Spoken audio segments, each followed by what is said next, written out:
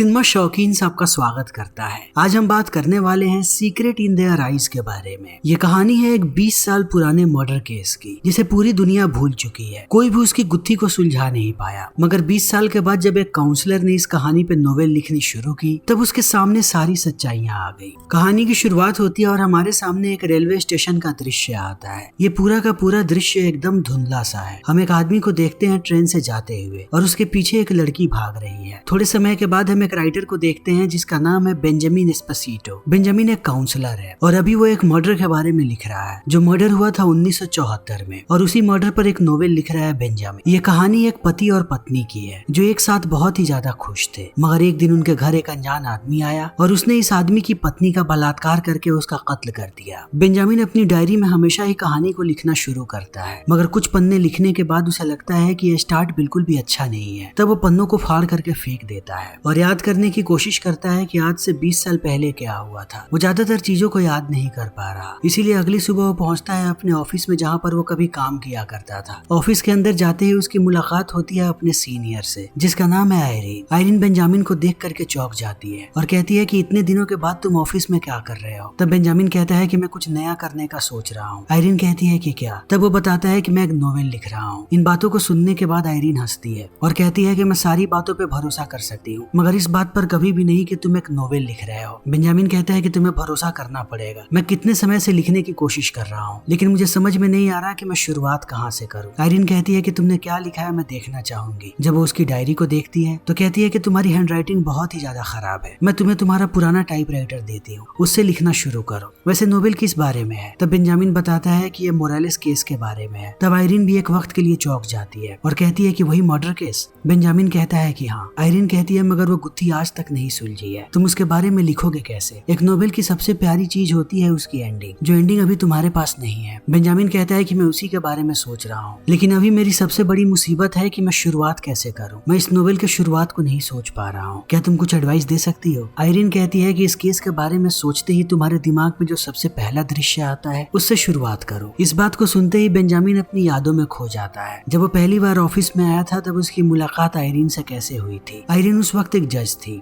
जब से बेंजामिन ने आयरीन को देखा तब से वो उससे प्यार करने लगा। उसकी आंखों में ये चीज नजर आती थी। जब भी वो आयरीन से बात करता था वो खो जाता था उसकी आंखों में। पूरे ऑफिस को ये बात पता लग गई। बेंजामिन का एक बेस्ट फ्रेंड था जिसका नाम था पैब्लो। सबसे पहले पैब्लो ने इस चीज को नोटिस किया और उसने बेंजामिन को बताया भी कि तुम्हारी आंखों में आयरीन के लिए प्यार दिखता है। तब बेंजामिन ने मानने से इनकार कर दिया। पैब्लो को हर वक्त मजाक सोचता था। जब भी वो आयरीन को देखता था वो बेंजामिन के सामने उससे फ्लर्ट करता था ताकि बेंजामिन इस चीज से जले और अपने प्यार का इजहार कर दे। ये सिलसिला ऐसे ही चलते गया। थोड़े समय के बाद इन्हें पता लगा एक मर्डर केस के बारे में। तब बेंजामिन गया तफ्तीश करने। वहाँ पर उसे पता लगा कि लिलियाना नाम की लड़की का मर्डर कर दिया है किसी ने, लेकिन मर्डर करने से पहले उसका बलात्कार हुआ है। वो लिलियाना के लाश को देखता है। उसके बाद उसके पति से मिलता है जिसका नाम है रिकार्डो मोरालेस। रिकार्डो को देख करके ऐसा लगता है कि उसकी पूरी दुनिया उजड़ गई है। वो किसी से भी बात तक नहीं करना चाहता। बेंजामिन घंटों वहाँ पे खड़ा रहता है, मगर रिकार्डो बिल्कुल भी उससे बात नहीं करता। उसके दिमाग में कुछ और ही चल रहा है। ये चीजें कहीं ना कहीं बेंजामिन को परेशान करने लगती है। अब पूरा शहर लगा हुआ है इस गुत्थी को सुलझाने में। सारे लोग उस मर्डरर को ढूंढ रहे हैं। पूरा पुलिस डिपार्टमेंट परेशान है। उन्हें किसी भी कीमत पर उस मर्डरर को पकड़ना है, क्योंकि हर जगह ये बात आगे बढ़ रही है। ये एक बहुत ही ब्रूटल केस है। बेंजामिन भी अभी इसी केस पे काम कर रहा है। तभी एक दिन उनके ऑफिस में रोमानो नाम का एक काउंसलर आता है और इन्हें बताता है कि वो केस सॉल्व हो गया। हमें 2 खूनी मिले हैं और उन लोगों ने इस चीज को कबूल भी किया है। बेंजामिन कहता है कि तुम ये क्या बोल रहे हो, कौन लोग हैं वो? रोमानो बताता है कि वो लोग यहाँ के नहीं है, वो इमिग्रेंट है और यहाँ पर मजदूर का काम करते हैं। इस बात को सुनते ही बेंजामिन समझ जाता है कि जरूर दाल में कुछ काला है। वो तुरंत पहुंचता है पुलिस स्टेशन और कहता है कि मुझे उन दोनों से मिलना है, मगर पुलिस वाले उसे अंदर नहीं जाने देते। तब वो सबको धमकी दे करके चला जाता है अंदर। अंदर जाते ही जब वो उन दोनों मजदूरों से बात करता है और उनकी हालत देखता है तब उसे सच्चाई का पता लगता है कि पुलिस वालों ने जबरदस्ती पीट करके उन्हें मजबूर किया कि वो लोग कन्फेस करें। इन लोगों ने कुछ भी नहीं किया। ये बात कहीं ना कहीं बेंजामिन को अंदर से झकझोर करके रख देती है। वो बाहर आता है और टूट पड़ता है रोमानो पे कि केस जीतने के लिए वो क्या कर रहा है। वो 2 मासूम लोगों को फंसा रहा है एक मर्डर केस में। इनकी लड़ाई चल ही रही होती है। तभी यहाँ पर आयरीन आकर के रोकती है बेंजामिन को। उसे कहती है कि तुम ये क्या कर रहे हो? अगर तुमने पुलिस स्टेशन में लफड़ा किया तब तुम्हारे ऊपर मुकदमा चलने लगेगा। जाओ यहाँ से। यहाँ से निकलने के बाद बेंजामिन पहुँचता है पैब्लो के पास। वो देखता है कि पैब्लो नशे में धुत है। तब वो उसे लेकर के जाता है उसके घर पे। जैसे ही उसकी पत्नी पैब्लो की ऐसी हालत देखती है वो बेंजामिन को कहती है कि इसे तुम ही लेकर के जाओ। रोज रोज ऐसे ही शराब पी करके आता है, मेरी जिंदगी खराब करके रखी है इसने, आज मैं इसे घर के अंदर नहीं आने दूंगी, ये बाहर रहे तब इसे समझ में आएगा। इन बातों को सुनने के बाद बेंजामिन पैब्लो को लेकर के चला आता है घर पे, मगर इस केस के अलावा वो कुछ और सोच ही नहीं पा रहा। वो सारी पुरानी तस्वीरों को निकाल करके देखने लगता है ताकि जितनी जल्दी हो सके वो खूनी तक पहुंच सके। जब उसे कुछ भी समझ में नहीं आता तब वो निश्चय करता है कि वो रिकार्डो के घर पे जाएगा। अगले दिन वो पहुंच भी जाता है। रिकार्डो उसे देखने के बाद उससे बड़े ही प्यार से बात करता है। बेंजामिन उसे कहता है कि लिलियाना से जुड़ी सारी जानकारी चाहिए उसे, तभी वो कातिल तक पहुंच पाएगा। वो इनकी शादी के एल्बम को देखने लगता है। तभी रिकार्डो कहता है कि मैं भी यही चाहता हूँ कि वो कातिल पकड़ा जाए, लेकिन मुझे बस एक ही दिक्कत है, अगर पुलिस वालों ने उसे पकड़ा तो उसे सजाए मौत दे दी जाएगी, और ये सजा काफी नहीं है। कोई इस बात को महसूस नहीं कर सकता कि मैं अंदर से क्या महसूस कर रहा हूँ। मुझे पता है कि मैं अपनी पूरी जिंदगी के लिए अकेला हो गया और तन्हाई में अपनी जिंदगी बितानी पड़ेगी। मैं उस कातिल के लिए भी यही चाहता हूँ कि वो अपनी बची हुई पूरी जिंदगी अकेला बिताए तन्हाई में, ताकि उसे एहसास हो कि उसने कितना गलत किया है। बेंजामिन भी इन बातों को सुनने के बाद थोड़ी देर के लिए शांत हो जाता है। तभी शादी के एल्बम में उसकी नजर पड़ती है एक आदमी पे। वो रिकार्डो से पूछता है कि ये आदमी कौन है। उसकी हमेशा ही नजर लिलियाना पर रही है। इसकी आंखों को देखो, मैं बस एक ही चीज जानता हूँ, मैंने अपनी पूरी जिंदगी क्रिमिनल्स को देखा है जो जुबान से झूठ बोलते हैं। कुछ लोग इतने शातिर हैं कि उनके झूठ को पकड़ना मुश्किल ही नहीं नामुमकिन है, मगर किसी भी इंसान की आंखें कभी झूठ नहीं बोलती। आंखों में सच्चाई होती है और मैं इसकी आंखों को देख रहा हूँ। इसकी आंखों को देख करके पता लग रहा है कि ये लिलियाना को पसंद करता है। रिकार्डो बताता है कि इसका नाम है गोमेज। तभी कहानी चली आती है वर्तमान समय में। आयरीन बेंजामिन से कहती है कि अब तुम रिटायर हो चुके हो, ये केस अभी भी तुम्हारे दिमाग में चल रहा है, इसे भूल जाओ। बेंजामिन कहता है कि ऐसा नहीं हो सकता, मैं कभी भी इस केस से बाहर नहीं आ पाया। जब मैं काम कर रहा था, इस केस के बंद हो जाने के बाद भी मैं इसके बारे में सोचता रहा, मगर मेरे पास दूसरे केसेस आ गए, तब मैं थोड़ा मशगूल हो गया। लेकिन जैसे ही मैं रिटायर हुआ, मैं समझ गया कि अब मेरा वक्त आ चुका है कि मैं इस गुत्थी को सुलझाऊं। अब कहानी फिर से चली आती है फ्लैशबैक में। गोमेज का नाम पता लगने के बाद बेंजामिन उसे ढूंढने में लग गया था। थोड़े वक्त के बाद उसे बेंजामिन का एड्रेस मिल गया, मगर जैसे ये लोग बेंजामिन के एड्रेस पे गए, इन्हें पता लगा कि वो अपनी सारी चीजों को लेकर के यहाँ से कहीं दूर भाग गया है। पूरे शहर में लोग उसकी तलाशी करने लगे, मगर वो कहीं भी नहीं मिला। जैसे जैसे समय बीता, बेंजामिन के सीनियर्स ने कहा कि हम इस केस को बंद कर रहे हैं हमेशा के लिए, ये केस बंद हो चुका है, तुम्हें इस केस से आगे बढ़ना चाहिए। आयरीन ने भी यही बात समझाई बेंजामिन को कि उसे इन सारी चीजों को भूलना पड़ेगा। ये केस अब लगभग बंद हो जाता है, मगर बेंजामिन के दिमाग से ये चीजें नहीं निकल रही। वो अनऑफिशियल तौर पे इस केस पे काम करना चाहता है। उसे किसी भी कीमत पे पता लगाना है कि गोमेज कहाँ पे है। गोमेज जब यहाँ पे नहीं मिलता, तब ये लोग नजर रखना शुरू कर देते हैं उसकी माँ पर। इन्हें एहसास होता है कि गोमेज अपनी माँ को चिट्ठियां लिखता है। एक दिन बेंजामिन की माँ जैसे ही बाहर जाती है, ये लोग चुपके से उसके घर के अंदर दाखिल हो जाते हैं। पूरे घर की तलाशी लेने के बाद इन्हें चिट्ठी मिल जाती है, मगर चिट्ठी के ऊपर कोई भी एड्रेस नहीं है जिससे ये बात पता लग सके कि गोमेज कहाँ पे है। ये लोग चिट्ठियों को लेकर के वापस आ जाते हैं, मगर ये बात नहीं छुपती कि ये लोग गोमेज के घर के अंदर घुसे थे। ये बात पहुंच जाती है इनके सीनियर तक। तब इनका सीनियर इन्हें बहुत ही ज्यादा डांटता है और कहता है कि मैं तुम दोनों को सस्पेंड कर दूंगा। तभी एन वक्त पे आयरीन आ जाती है और अपने सीनियर को समझाती है कि पैब्लो और बेंजामिन को सस्पेंड ना करे। बहुत मुश्किल से वो मानता है। तब आयरीन आकर के बेंजामिन पे चिल्ला करके कहती है कि अब तुम्हें इस केस को भूलना पड़ेगा, अगर तुम ऐसे ही करते रहे तब तुम्हारी नौकरी भी चली जाएगी। बेंजामिन थोड़े समय के लिए शांत हो जाता है। इसी बीच जब वो रेलवे स्टेशन पे जाता है, तब वो देखता है कि रिकार्डो यहीं पर बैठा है। वो रिकार्डो से जाकर के माफी मांगता है कि लिलियाना का कातिल अभी भी घूम रहा है और ये लोग कुछ भी नहीं कर पाए, केस बंद हो गया है। उसे बुरा लगता है रिकार्डो के लिए। वो रिकार्डो से कहता है कि तुम यहाँ पर क्या करने आए हो। रिकार्डो कहता है कि मैं हर रोज यहाँ पर आता हूँ ताकि मैं उस कातिल को पकड़ सकूं। कभी ना कभी किसी न किसी दिन तो यहाँ पे आएगा और फिर मेरी नजरों से नहीं बचेगा। मैं अपनी पत्नी के कातिल को ऐसे खुलेआम नहीं घूमने देना चाहता। इन बातों को सुनने के बाद थोड़ी देर के लिए बेंजामिन भी दंग रह जाता है और वो वहाँ से भागते हुए सीधा आता है आयरीन के पास। उसे बताता है कि आज मैं तुम्हें एक ऐसी बात बताऊंगा जिसे सुनने के बाद तुम दंग रह जाओगी। मुझे रिकार्डो मिला रेलवे स्टेशन पे। वो हर रोज वहाँ पर इसलिए आता है ताकि वो अपनी पत्नी का कातिल को ढूंढ सके। उसकी पूरी दुनिया उजड़ चुकी है। जितना प्यार वो अपनी पत्नी से करता है, शायद ही दुनिया में कोई पति अपनी पत्नी से करता होगा। अगर हमने उसकी पत्नी के कातिल को नहीं पकड़ा तो उस बेचारी की जिंदगी बर्बाद हो जाएगी और मैं ये नहीं चाहता। मुझे बस एक और मौका चाहिए। इस केस को थोड़े समय के लिए रीओपन कर दो। हम लोग कहीं से भी उस कातिल को ढूंढ निकालेंगे। कातिल के मिल जाने के बाद कहीं ना कहीं रिकार्डो की जिंदगी बच जाएगी। उसकी पत्नी की जिंदगी पहले ही जा चुकी है, बस हमें उसकी जिंदगी बचानी है।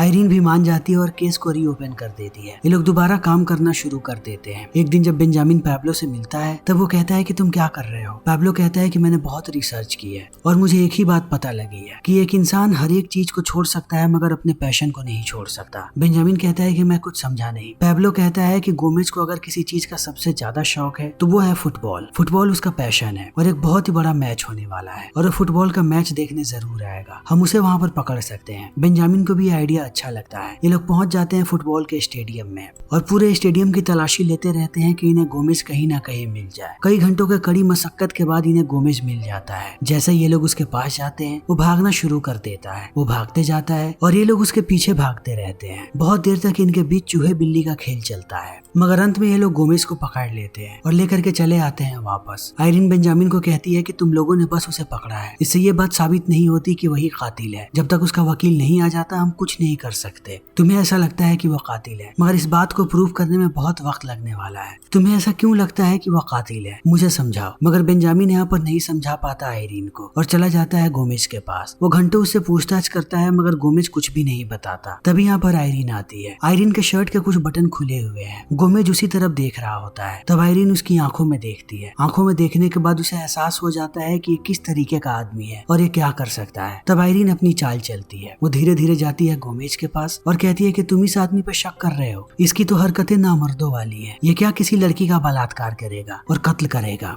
ये कुछ भी नहीं कर सकता। इसके हाथों को तो देखो। इन बातों को सुनने के बाद गोमेज भड़क जाता है और एक दमदार थप्पड़ मारता है आयरीन को। फिर चिल्ला चिल्ला के कहता है कि मैंने उसे मारा और उसका बलात्कार भी किया। पुलिस वाले उसे पकड़ के लेकर के चले जाते हैं। अब उस पर कार्यवाही चल रही है। ये खुशखबरी देने के लिए बेंजामिन आता है रिकार्डो के पास और पूरी बात बताता है। इस सच्चाई को सुनने के बाद रिकार्डो भी खुश है कि वह कातिल पकड़ा गया। मगर जैसे जैसे समय बीतता है इन्हें पता लगता है कि कोर्ट ने उसे बरी कर दिया है और अब उसे एक इंटेलिजेंस का एजेंट बनाया जा रहा है। इन बातों को सुनने के बाद अब बेंजामिन बहुत ही ज्यादा भड़का हुआ है। वो अब समझने की कोशिश कर रहा है कि गोमेज का वकील था कौन। तब उसे पता लगता है कि वो कोई और नहीं बल्कि रोमानो है, जिसने उन दो मजदूरों को फंसाया था और अब उसने गोमेज को भी छुड़ा लिया। गुस्से में बेंजामिन पहुंच जाता है रोमानो के ऑफिस में। उसके साथ यहाँ पर आयरीन भी है। वो जाकर के चिल्ला के कहता है कि तुमने ये क्या किया। रोमानो कहता है कि तुम्हें क्या लगता है कि ये दुनिया सच्चाई पे चलती है? नहीं, हम इसे जैसे चलाना चाहते हैं वैसे चलाते हैं, क्योंकि मुझे पता है कि सबूतों में हेरफेर कैसे करते हैं और ये काम तुम कभी भी नहीं कर सकते क्योंकि तुम आयरीन के साथ रहते हो। बिना आयरीन की तुम्हारी कोई भी कीमत नहीं है, तो यहाँ से चले जाओ। अब बेंजामिन और आयरीन दोनों चले आते हैं बाहर। जब वो लिफ्ट में होते हैं तभी उनके सामने रोमानो आता है और उन्हें देखने के बाद अपनी बंदूक निकाल करके चमकाने लगता है। ये बात बताने के लिए कि अब वो हायर पोजीशन पे है और ये लोग उसके इर्द गिर्द भटक भी नहीं सकते, वरना वो कुछ भी कर देगा इनके साथ। अब बेंजामिन बहुत ही ज्यादा दुखी है। वो आकर के मिलता है रिकार्डो से। रिकार्डो की आंखों में उसे दर्द नजर आ रहा है, मगर रिकार्डो कुछ नहीं बोलता। वो बेंजामिन का शुक्रिया अदा करके चला जाता है। अब धीरे धीरे बेंजामिन की परेशानियां बढ़ रही है। वो आयरीन के पास भी नहीं जाता। तब एक दिन आयरीन उसके पास आती है और कहती है कि मुझे पता है कि तुम्हारे दिल में क्या है, बस मुझसे एक बार कह दो, मैं अपनी शादी तोड़ दूंगी। मगर बेंजामिन कुछ कहता उससे पहले यहाँ पर एक लड़का आता है और कहता है कि पैब्लो की लड़ाई हो गई है बार में। तुरंत बेंजामिन जाकर के पैब्लो को उठाता है और लेकर के आता है अपने घर पे। तो वो पहुंचता है पैब्लो की पत्नी के पास और उसे पूरी बात बताता है कि मेरे घर चलो। पैब्लो बहुत ही परेशान है, या फिर उसे इस घर में आने दो। उसकी पत्नी आती है यहाँ पर बेंजामिन के घर पे। जैसे ये लोग घर के अंदर दाखिल होते हैं बेंजामिन देखता है कि किसी ने हत्या कर दी है पाब्लो की। पाब्लो को गोली मारा गया है। इस चीज को देखने के बाद बेंजामिन के होश उड़ जाते हैं। उसे कुछ भी समझ में नहीं आ रहा, मगर वो जानता है कि ये काम गोमेज का है। आयरीन भी इस बात को जानती है। वो बेंजामिन को लेकर के जाती है रेलवे स्टेशन पे। उससे कहती है कि जितनी जल्दी हो सके शहर छोड़ करके चले जाओ, वरना गोमेज तुम्हें भी मार देगा। वो उसे ट्रेन में बैठा देती है। आखिरी समय में ये दोनों एक दूसरे की तरफ देख रहे हैं, मगर अपने दिल की बात इन दोनों ने एक दूसरे को नहीं बताई। मगर इन दोनों को पता है कि ये लोग एक दूसरे से प्यार करते हैं। अब कहानी चली आती है वर्तमान समय में। अपने नोवेल में बेंजामिन ने इन सारी चीजों को लिखा है। आयरीन सारी चीजों को पढ़ती है और कहती है कि अगर तुम मुझसे सच में प्यार करते थे और तुम्हें पता था कि मैं भी प्यार करती हूँ, तब तुमने मुझे साथ चलने के लिए क्यों नहीं बोला। बेंजामिन कुछ नहीं बोल पाता। तब आयरीन उसे कहती है कि तुम्हें अपने नोवेल का अंत सोचना चाहिए। बेंजामिन कहता है कि मैं अभी सिर्फ रिकार्डो के बारे में सोच रहा हूँ कि वो कैसे अपनी जिंदगी बिता रहा होगा तन्हाई में। उसे ना ही इंसाफ मिला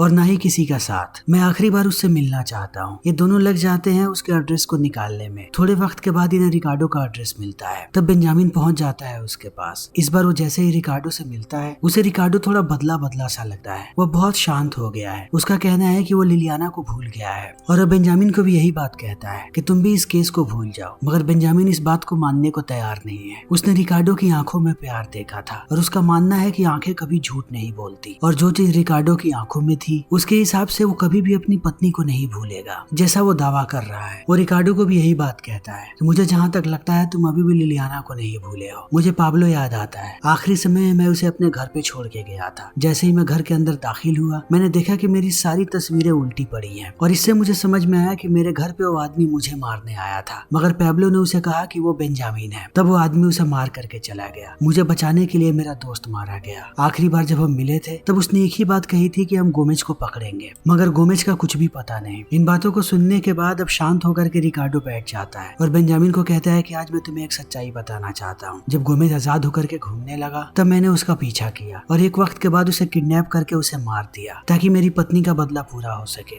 मगर इन बातों में भी बेंजामिन को झूठ नजर आता है, क्योंकि बेंजामिन जब रिकार्डो से पहली बार मिला था तब उसने कहा था कि मौत सबसे छोटी सजा होगी। जो उसके साथ हुआ है उसकी सजा मौत से भी बड़ी होनी चाहिए। इसीलिए उसे रिकार्डो की बातों पर भरोसा नहीं है कि रिकार्डो इतनी आसान मौत मारेगा गोमेज को। उसे दाल में कुछ काला लगता है तो वो चला आता है बाहर, मगर वो बाहर से नजर रख रहा है रिकार्डो पे। जैसे ही रात होती है रिकार्डो अपने घर के पीछे जाता है तो बेंजामिन भी उसके पीछे पीछे जाता है। थोड़ी देर के बाद वो देखता है कि रिकार्डो ने यहाँ पर बंधक बना करके रखा है गोमेज को, वो भी पिछले 20 साल से। बेंजामिन को यहाँ पे देखने के बाद गोमेज भावुक हो जाता है और उसे आकर के कहता है कि मुझे पता है कि मैं यहाँ से आजाद नहीं हो पाऊंगा, लेकिन मैं चाहता हूँ कि रोज जब ये मेरे पास खाना लेकर के आए तो मेरे से एक शब्द बात करे। तब बेंजामिन को समझ में आता है कि रिकार्डो ने आज तक इस आदमी से बात नहीं किया है। वो चाहता है कि उसे तन्हाई महसूस हो। गोमेज के लिए ये सजा मौत से भी बड़ी है। उसे एक काल कोठरी में बंद करके रखा गया है जहाँ कोई भी इंसान नहीं आता। गोमेज चाह के बिना किसी को देख सकता है, ना किसी से बात कर सकता है। बेंजामिन यहाँ से जाने लगता है, रिकार्डो भी उसे जाने देता है। वो जानता है कि बेंजामिन किसी को कुछ नहीं बताएगा। वो भी यही चाहता था कि गोमेज के साथ यही हो। बेंजामिन को देखने के बाद ऐसा लगता है कि अब वो आजाद हो चुका है। वहाँ से निकलते ही वो सीधा आता है आयरीन के पास और उससे अपने प्यार का इजहार करता है। अब उसे किसी बात से कोई फर्क नहीं पड़ता कि आयरीन क्या बोलेगी। आयरीन इन बातों को सुनने के बाद मुस्कुराती है और इसी के साथ ये फिल्म यहीं पर खत्म हो जाती है। तो दोस्तों, हमारी आज की ये वीडियो यहीं पर खत्म होती है। अगर आपको हमारी ये वीडियो पसंद आई हो तो इसे लाइक करें, शेयर करें और चैनल को सब्सक्राइब करें। Thank you.